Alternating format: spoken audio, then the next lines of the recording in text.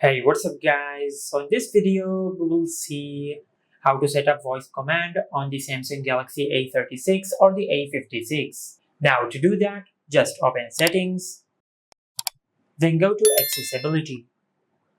From here, just tap on interaction and dexterity, then go to voice access. Now just enable voice access and select allow.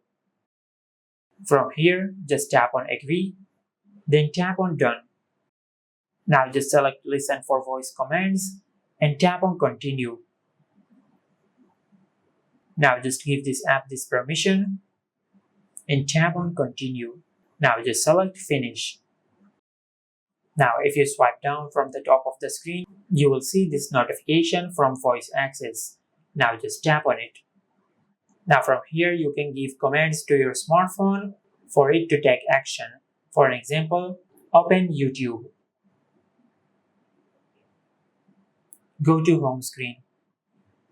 Swipe up, swipe left, swipe down. Now as you can see, we have successfully set up voice command on our smartphone. And this is how you can set up voice command on the Samsung Galaxy A36 or the A56. Make sure to like, comment and subscribe. Thank you for watching.